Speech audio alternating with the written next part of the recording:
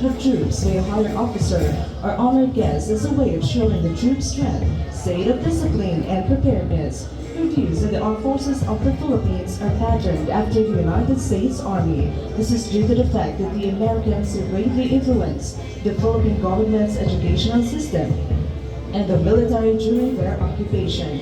The origin of the military reviews can be traced back to as early as the Middle Ages, when rulers were likely to have military ceremonies as a way of showing strength. The 3rd Infantry Superior Division traces its origins from the defunct 3rd Military Area based in Cebu. It covered the then 4 military districts in the Visayas. In 1970, it was reorganized into the 3rd Infantry Brigade. Armed forces grew in May 1974. The 3rd Infantry Brigade was elevated to a division-level command under Brigadier General Fortunato Abad. Today, the colors at the center of the formation represents their presence in the old days at the forefront of the unit during the heat of battle.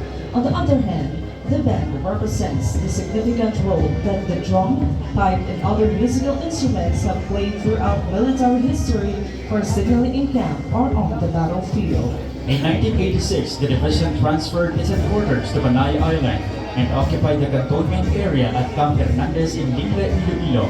The present cantonment area of 3rd ID was granted through Presidential Proclamation No. 67 by the then President Diosdado Macapagal and was then called Camp Haina Norte, named after the host barangay. In 1919, officially proclaimed the dedication of the camp to the name of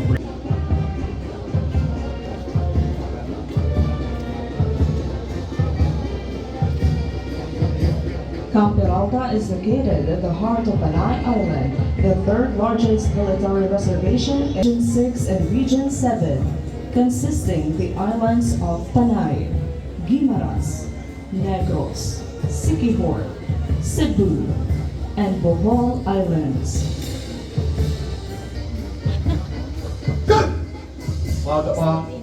Ay, kumanay!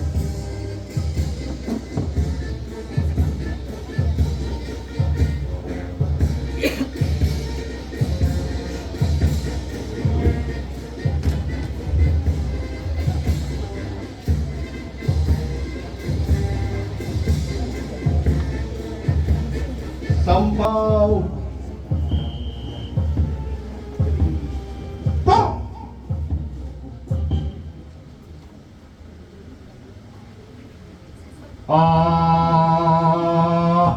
Barangay! As soon as the companies are halted, the brigade adjutant designates Alpha Company as the base company.